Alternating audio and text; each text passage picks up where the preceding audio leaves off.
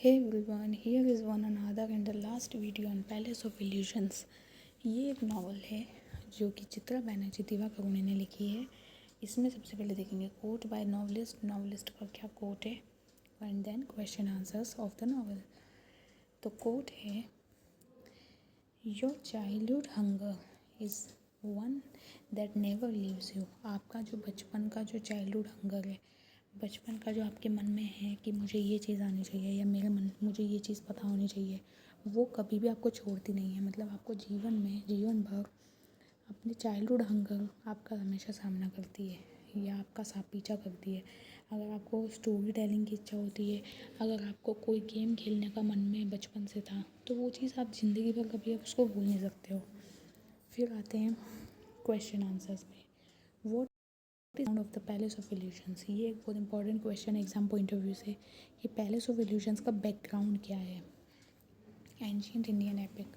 The novel is based on Mahabharata. सबको पता है महाभारत पे बेस्ड ये नॉवल है। पहले की भी इसके वीडियोज़ में बना चुकी हूँ, अगर आप चाहें तो पहले वो भी देख सकते हैं।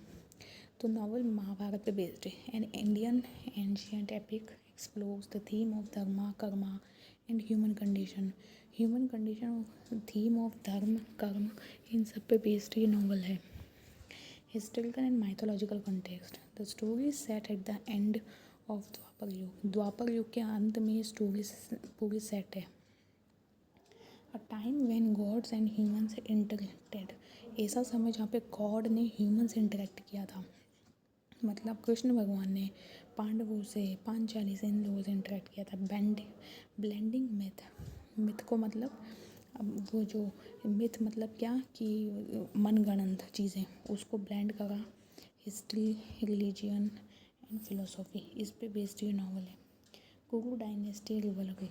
मतलब कुरु डायनेस्टी जो थी, जो कुरुक्षेत्र जो पूरा था, उसमें जो भी लोग थे, उसका जो पूरी डायनेस्टी चली आ रही थी, साम्राज्य, उसके युद्ध से related. The central conflict revolves around the rivalry between the Pandavas and Kauravas. Kaurav और पांडवों के बीच के युद्ध पे बेस्ड है।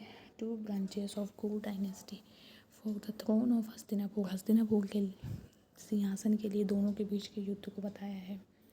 Cultural and societal norms. तो कल्चरल नॉर्म्स कैसे हैं?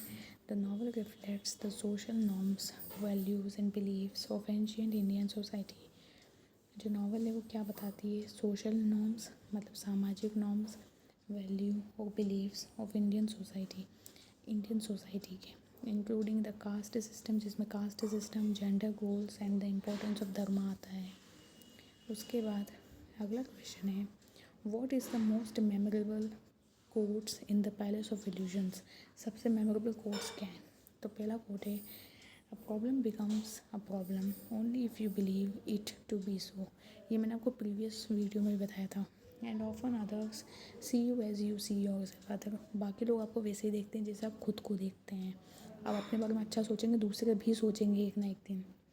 This quote attributed to Krishna highlights the power of perception and self-belief in shaping one's reality।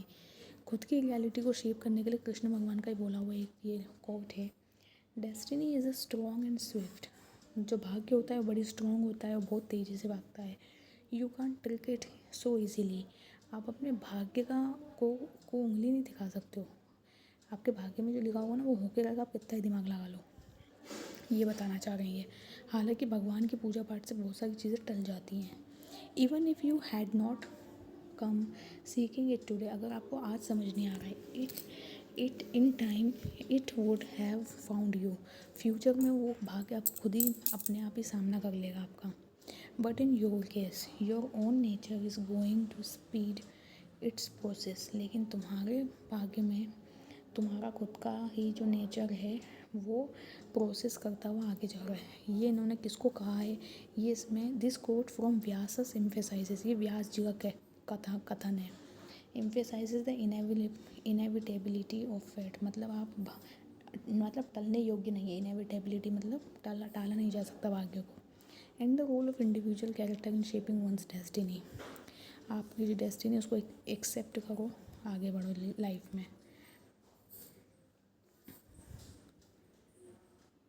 ये बताना चाह रहे हैं इसमें ये।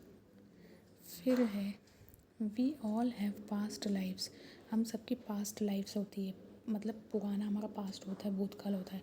Highly involve beings remember them, जो बहुत ही हाईली इन्वॉल्व होते हैं वो उन चीज़ों को, पास्ट की चीज़ों को याद करते हैं। वाइल लेजर सोल्स फॉरगेट, और बहुत कम सोल्स उनको भूल जाती है।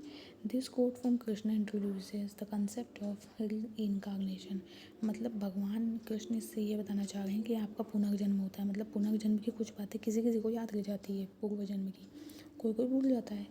And the cyclical nature of existence, और एग्जिस्टेंस मतलब क्या, आपका अस्तित्व हमेशा बना रहता है आत्मा के तौर पर, ये साइकिल चलती रहती है, ये भी कृष्ण भगवान बता रहे हैं। Suggesting that our present experiences are shaped by past actions, हमारा जो प्रेजेंट एक्सपीरियंसेस हैं उसको शेप करने वाला कौन है, पास्ट के हमारे actions.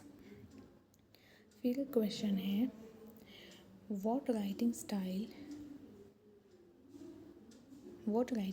narrative choices and literary techniques does Chitra Banerjee Divakaruni use, Chitra Banerjee ने कौन कौन से नरेटिव या स्टाइल्स यूज़ करती हैं अपने नॉवेल्स में।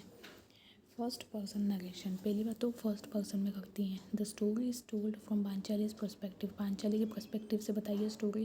Providing the intimate and subjective account of events, मतलब खुद ही से रिलेटेड पूरी उन्हीं की इर्द गिर्द घूमती हुई स्टोरी है। Rich imaginary and sensory details, imagination बहुत अच्छा है, रिच है, एंड सेंसरी डिटेल्स है। सेंसरी मतलब क्या, जिसको आप समझ सकते हो, आपको ऐसा फील होगा कि ये चीज़ तो मैंने टच कर ली क्या नॉवल पढ़ते पढ़ते, है मैंने छू लिया, मैंने खुद ही देख लिया आंखों से। दिवाकरुणी यूजेस विविड लैंग्वेज, अलग अलग लैंग्वेज यूज़ करती हैं। Sensory details to create a rich and immersive reading experience. Bringing the world of Mahabharata to life, मतलब ऐसा दिखा उन्होंने इस नावल को लिखा इस तरह से कि ऐसा लगेगा आपको कि महाभारत खुद आपकी आंखों के सामने चल रही है। इस नावल को एक बार पढ़ना ज़रूर। देन फेमिनिस्ट पर्सपेक्टिव, नावल का फेमिनिस्ट पर्सपेक्टिव है। The novel challenges the traditional portrayals of women in the epic, traditional चीज़ें बताई है नावल की, giving Panchali's agency and exploring her inner thoughts and emotions, Panchali के अपने पर्सनल थॉट्स एंड इमेजिनेशंस उसको बताया है नावल में। तो ये था फेमिनिस्ट पर्सपेक्टिव नावल का। So this was all in this video. इसमें 3 इंपॉर्टेंट क्वेश्चंस थे, वो मैंने तीनों डिस्कस कर लिए हैं। I hope you enjoyed watching this video. यहाँ पर ये पूरे नावल का ओवरऑल था, मैंने समराइज़ कर दिया है। देखो, इसके पहले के कुछ वीडियोस में मैंने समरी डिस्कस करी थी, क्योंकि मैं डिटेल में एनालिसिस करती हूँ चीज़ों का, इसीलिए आपको डिटेल में ही बताया है, सब कुछ चीज़ें एक्सप्लेन की अच्छे से। आप वो वीडियोज़ भी पहले देख लेना एक बार, और आप ये भी समझ चुके होंगे। So thank you for watching this video and bye to all of you. Let's meet in our next video with some new and very motivating topic. Thank you.